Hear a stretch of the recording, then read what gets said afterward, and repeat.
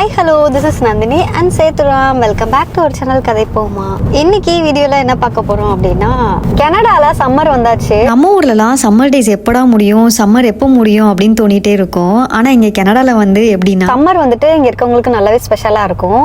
ஏன்னா இப்போதான் நம்ம கொஞ்சம் வெதர் ப்ரெடிக்ட் பண்ண முடியும். மழை சீசன்ல நம்ம அந்த அளவுக்கு ஈஸியா ப்ரெடிக்ட் பண்ண முடியாது. அதனால என்ன பண்ணுவாங்கன்னா, இங்கே சம்மர் டைமில் தான் எல்லாருமே அட்மோஸ்ட் எல்லா டேவுமே யூட்டிலைஸ் பண்ணணும் அப்படின்னு நினைப்பாங்க. ஸோ இன்றைக்கி இந்த இயரோட சம்மர் ட்ரிப்பை நாங்கள் எங்கே போயிட்டுருக்கோம் அப்படின்னா, நிறைய பிளான்ஸ் இருக்குது. ஆனால் எனக்கே தெரியல, ஒரு 2-3 இடம் பிளான் பண்ணியிருக்கோம். ஃபஸ்ட்டு எங்கே போகிறோம் எனக்கு தெரில. இந்த மாதிரி கார் புக் பண்ணுறப்பெல்லாம் ஃபர்ஸ்ட் வேலையை எங்களுக்கு க்ராசரி ஷாப்பிங் தான் இருக்கும். ஸோ அந்த க்ராசரி ஷாப்பிங்கை முடிச்சுட்டு நம்ம எங்கே போகலாம் அப்படிங்கிறது அதுக்கப்புறம் தான் நாங்கள் பிளான் பண்ணலான்ட்டு இருக்கோம். ஃபஸ்ட்டு க்ராசரி ஷாப்பிங் முடிச்சிடலாம், அதுக்கு தான் இப்போ போயிட்டுருக்கோம்.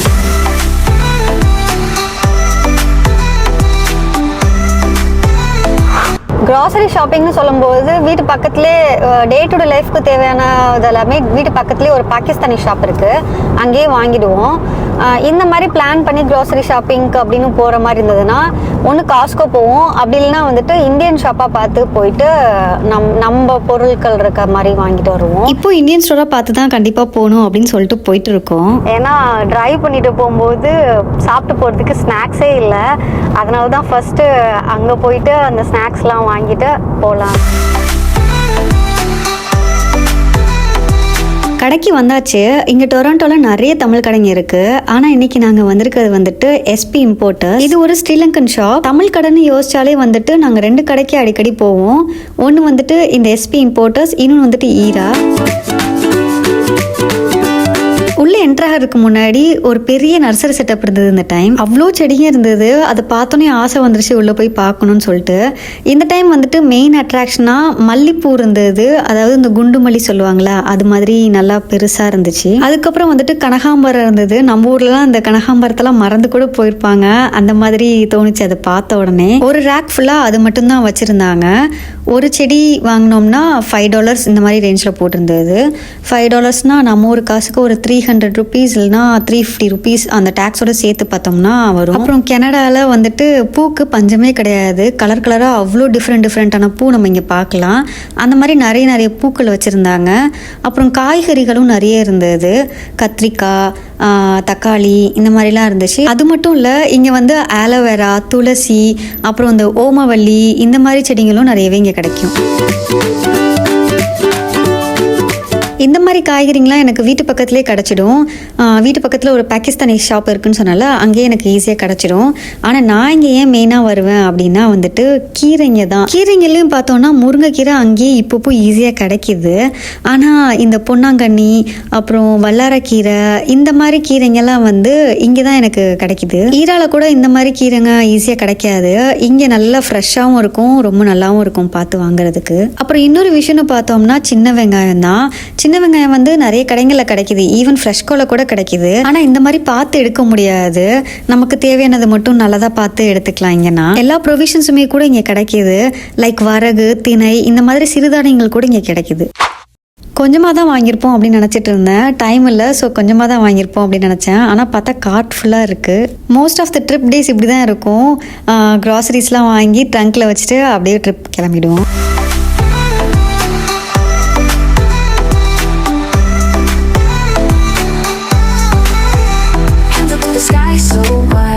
இன்னைக்கு எங்கெல்லாம் போகலான்னு பிளான் பண்ணியிருக்கோம்னா, ஃபர்ஸ்ட் ஸ்ட்ராபெரி பிக்கிங் போகலாம் அப்படின்னு யோசிச்சிருக்கோம். இங்கேருந்து 2 hour டிரைவில் தான் இருக்குது அந்த ஸ்ட்ராபெரி பிக்கிங் மாதிரி. அது பக்கத்துலேயே லேவெண்டர் ஃபார்மும் இருக்குது, அங்கேயும் போகலான்னு பிளான் பண்ணியிருக்கோம். சம்மர் சீசனில் மட்டும்தான் இந்த மாதிரி ஸ்ட்ராபெரி பிக்கிங் இந்த மாதிரி இதெல்லாம் நமக்கு ஒரு ஆக்டிவிட்டீஸ் இருக்கிற மாதிரி, அவுடோர் ஆக்டிவிட்டீஸ் இருக்கிற மாதிரி போக முடியும். அதனால தான் அந்த மாதிரி இன்னைக்கு சூஸ் பண்ணி. அதுவும் இல்லாமல் இங்கே உள்ள ஃபார்ம்ஸ்லாம் போய் பார்க்கணும் அப்படின்னு ரொம்ப நாள் நினச்சிட்டு இருந்தேன். ஆனால் லாஸ்ட் இயர் என்னால் போக முடியல. ஏன்னா லாஸ்ட் இயர் இந்தியா வெக்கேஷன் போனதுனால ஷாப்பிங்லேயே போயிடுச்சு லாஸ்ட் இயர் சம்மர் ஃபுல்லாகவே. அதனால லாஸ்ட் இயர் இந்த டைமில் என்ன பண்ணோம்னா, ஒவ்வொரு மாலாக தேடி சுற்றிக்கிட்டு இருந்தோம். அண்ட் இந்த மாதிரி ஃபார்ம்லாம் போய் அங்கே உள்ள ஃப்ரூட்ஸ்லாம் பறிக்கிறது எனக்கு இதுதான் ஃபர்ஸ்ட் டைம். நான் ஃபர்ஸ்ட் டைம் எக்ஸ்பீரியன்ஸ் பண்ண போகிறேன். லாவெண்டர் ஃபார்ம்லாம் கூட நான் மூவியில் தான் பார்த்துருக்கேன். இன்றைக்கி தான் நேராக லைவாக பார்க்க போகிறேன். அதனால சூப்பர் எக்ஸைட்டடாக இருக்குது.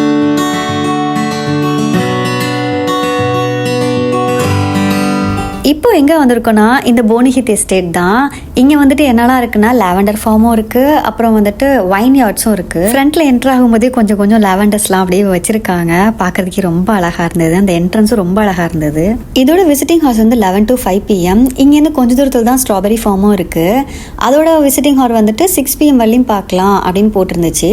அதனால தான் இங்கே ஃபர்ஸ்ட் வந்துட்டு இங்கே உள்ளதெல்லாம் நல்லா சுற்றி பார்த்துட்டு அதுக்கப்புறம் அங்கே போகலான்ட்டு இருக்கோம்.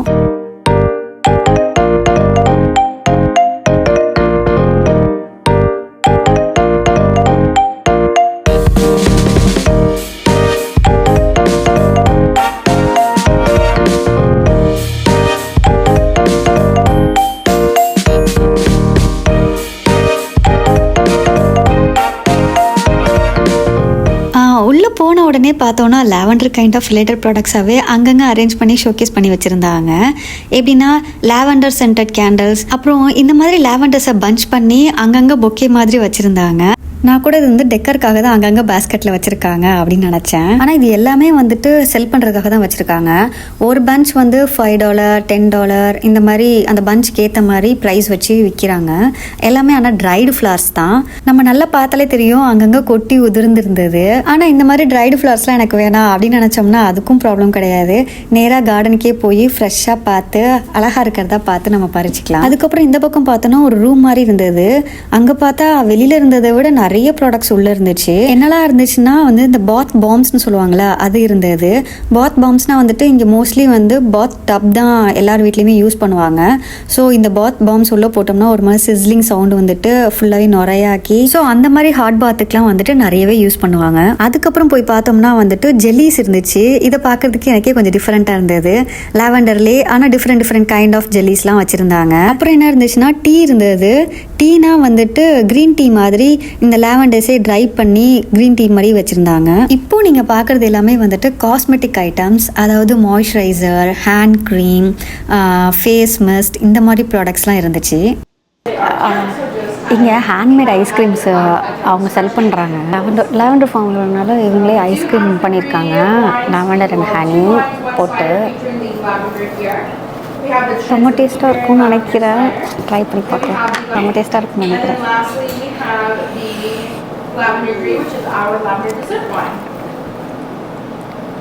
ஃபஸ்ட்டு சாப்பிடும்போது அப்படின்னு டேஸ்ட் தெரியல.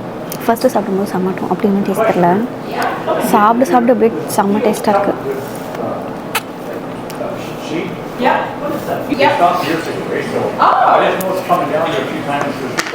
இங்கே வைன் கூட செல் பண்ணுறாங்க. ஹேண்ட்மேட் வைன் தான் நினைக்கிறேன். ஆமாம், இங்கே வைன் யார்டும் இருக்குல்ல, அதனால இவங்களே ஓனாக வைனும் தயாரிக்கிறாங்க. பார்த்தீங்களா எவ்வளோ வைன் பாட்டில்ஸ் இருக்குது அப்படின்னு. இது மாதிரி 2-3 ரேக் இருக்குங்க. இங்கே வந்து நிறைய டிஃப்ரெண்ட் கைண்ட் ஆஃப் வைனும் இருந்தது. எல்லாமே இவங்களோட ஓன் ப்ரிப்பரேஷன். ஆல்சோ இங்கே வந்துட்டு 3 கைண்ட் ஆஃப் வைன் சாம்பிள்ஸ் கொடுக்குறாங்க. அது வந்துட்டு ஃப்ரீ ஆஃப் காஸ்ட் தான்.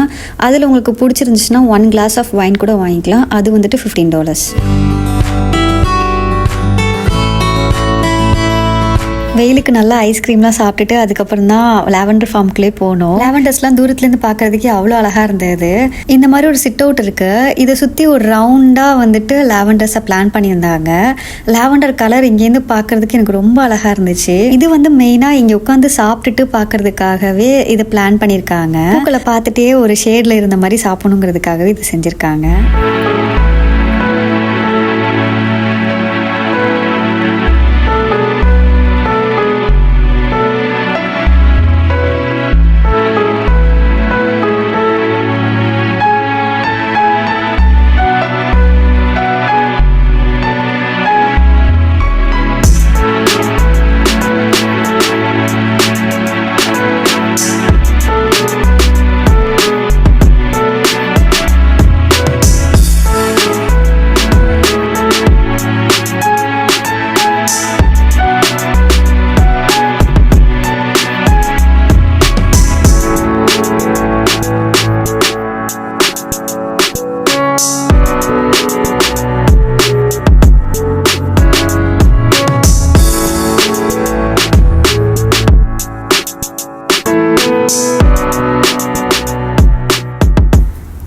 நிறைய ஃபன் மொமெண்ட்ஸும் நடந்துச்சு. அண்ட் இப்போ பாருங்க இந்த லாவெண்டர் ஃபார்மை லேண்ட்ஸ்கேப் வியூல பாக்குறதுக்கு எவ்வளோ அழகா இருக்கு அப்படின்னு. இந்த மாதிரி தூரத்துலேருந்து பார்க்கும்போது தான் வந்துட்டு நமக்கு மூவில பார்க்குற மாதிரி ஒரு ஃபீல் இருக்கு.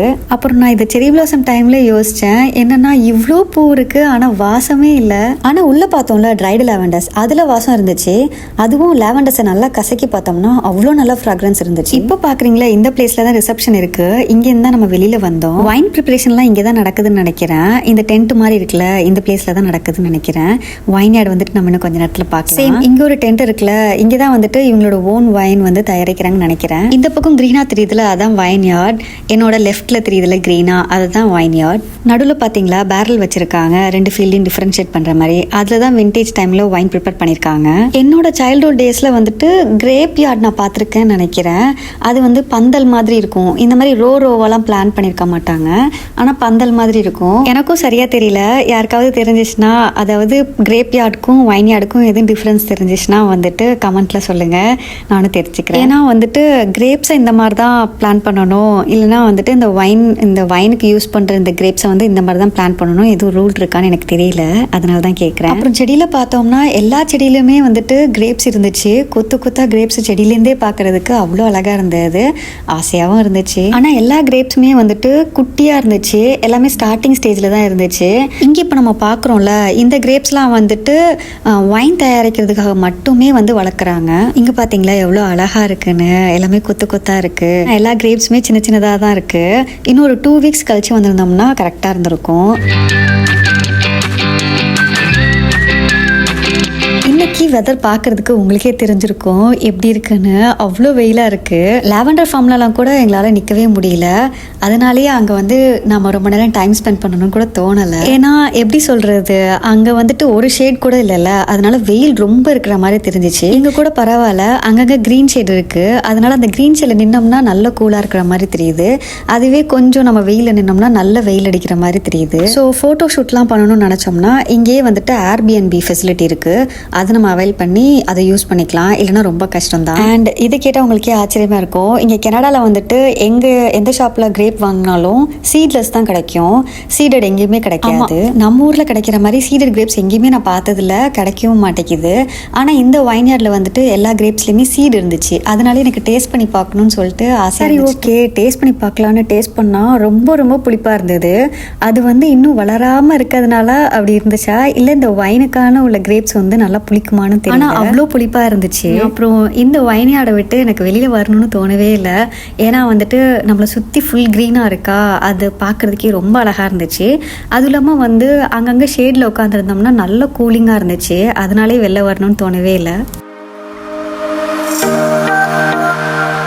ஒரு வழியாக அந்த எஸ்டேட்லேருந்து கிளம்பிட்டோம். பாருங்கள் எவ்வளோ சன்ரைஸ்லாம் நல்லா மேலே படுதுன்னு சொல்லிட்டு. அவ்வளோ வெயில் இருக்குது இன்னைக்கு. ஆல்மோஸ்ட் 30+ டிகிரி இருக்குது. அதுக்காகவே வந்துட்டு நான் கொஞ்சம் ப்ரிப்பேராக தான் வந்தேன்.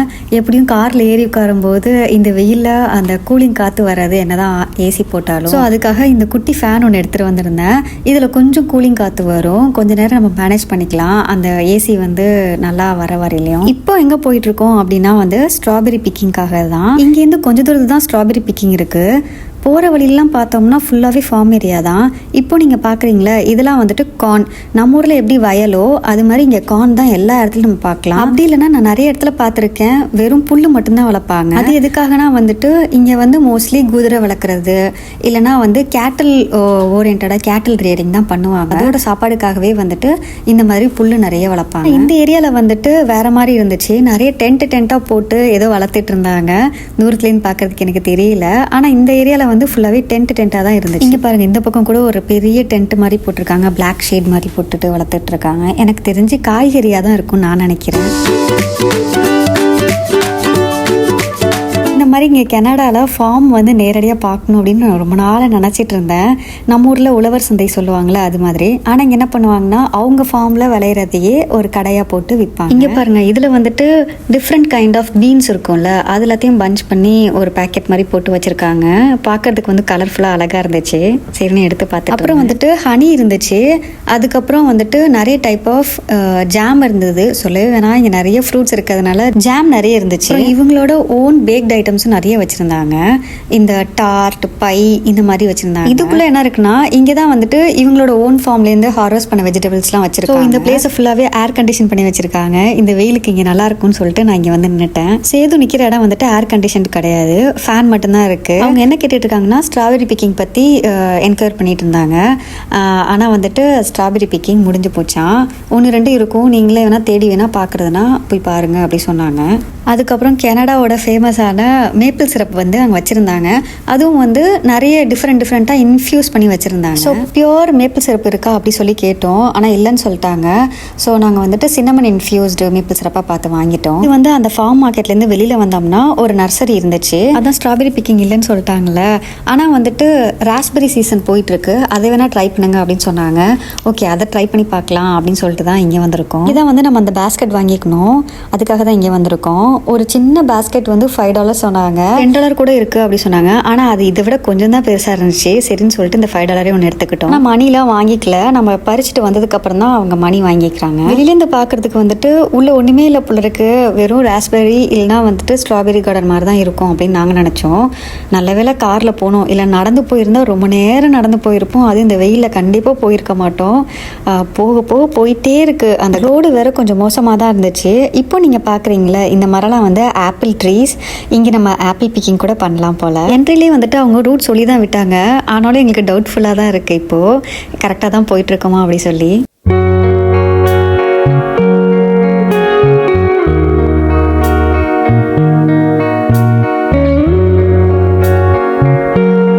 ஃபஸ்ட்டு ஸ்ட்ராபெரி பிக்கிங் தானே யோசிச்சு வந்திருந்தேன். ஸோ பிளான்ட்லாம் சின்னதாக இருக்கும்னு எனக்கு முன்னாடியே தெரியும்.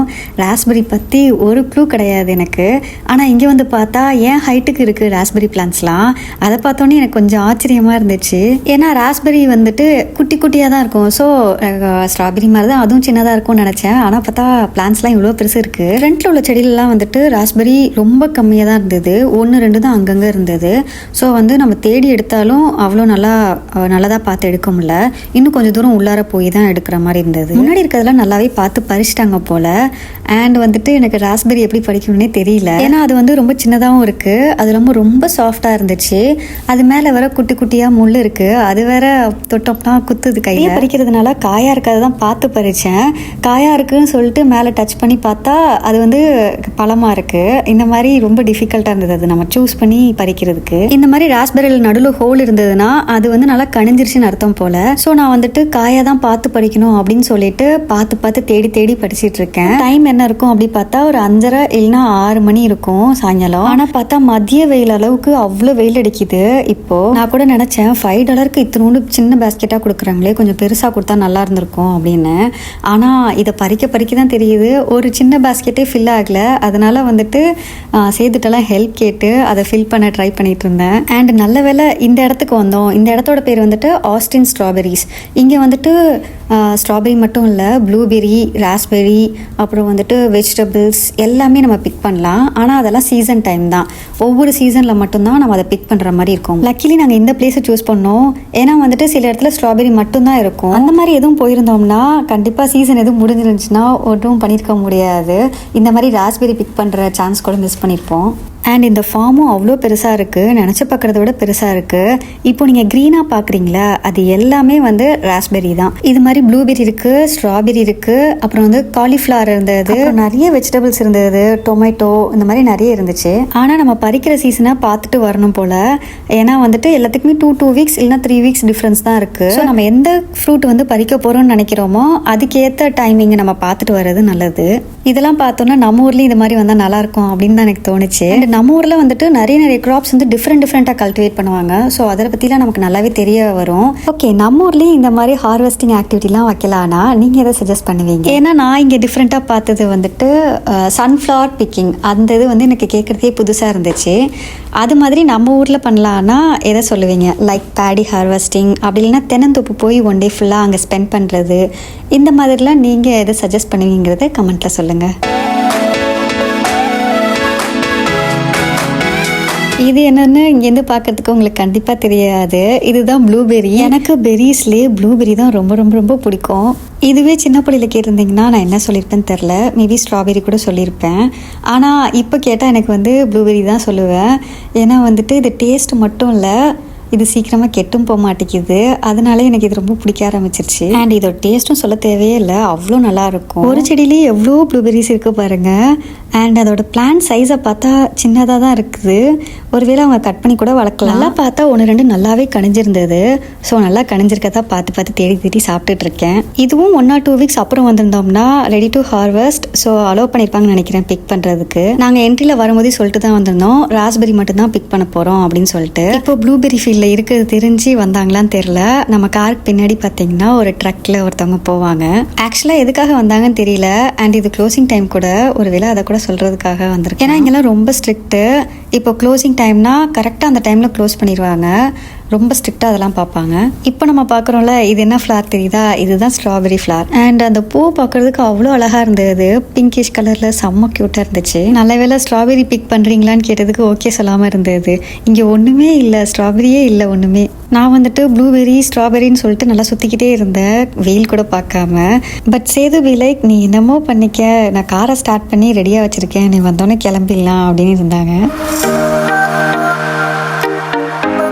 ரெண்டல் கார் எடுக்கிறதுல இதான் ஒரு பெரிய அட்வான்டேஜ். அது என்னன்னா வந்துட்டு லக்ஸரி காராக பார்த்து நம்ம சூஸ் பண்ணி பிக் பண்ணி நம்ம ட்ரைவ் பண்ணி எடுத்துக்கலாம். இந்த காரில் சன்ரூஃப்லாம் இருந்துச்சு. ஓப்பன் பண்ணுறேன் பாருங்கள் எவ்வளோ அழகாக இருக்குன்னு ஸ்கை வியூ. இந்த மாதிரி கிளியர் ஸ்கையில், ஐ மீன் ப்ளூ ஸ்கையில் ஒயிட் க்ளவுட்ஸ் பார்க்குறதே அவ்வளோ அழகு. எனக்கு ரொம்ப பிடிக்கும் ஒயிட் க்ளவுட்ஸ் வந்துட்டு அங்கங்கே ப்ளூ ஸ்கையில் பார்க்குறதுக்கு அவ்வளோ அழகாக இருக்கும். அண்ட் இன்னும் கொஞ்ச நாள் தான் இங்கே இது மாதிரி பார்க்க முடியும் இங்கே கனடாவில். பிகாஸ் இன்னும் கொஞ்ச நாளில் திரும்பவும் க்ளவுடி ஃபேஸ்க்குள்ள நம்ம போயிடுவோம். அந்த டைமில் இந்த மாதிரி கிளியர் ஸ்கை பார்க்குறது கொஞ்சம் கஷ்டமாக தான் இருக்கும். அப்புறம் இந்த காரில் இந்த ஃபீச்சர் எனக்கு ரொம்ப பிடிச்சிருந்துச்சு. இங்கே பாருங்கள், இந்த மிரர் ஓப்பன் பண்ணோம்னா லைட் எரியும், க்ளோஸ் பண்ணோம்னா வந்துட்டு லைட் ஆஃப் ஆகிடும். அண்ட் இந்த மாதிரி சன்ரூஃப் இருக்கும்போது, அதுவும் இல்லாமல் ஆஃப் ரோட்டில் போகும்போது கண்டிப்பாக இந்த விஷயம் வந்துட்டு நாங்கள் 2 பேரும் என்ஜாய் பண்ணுவோம்.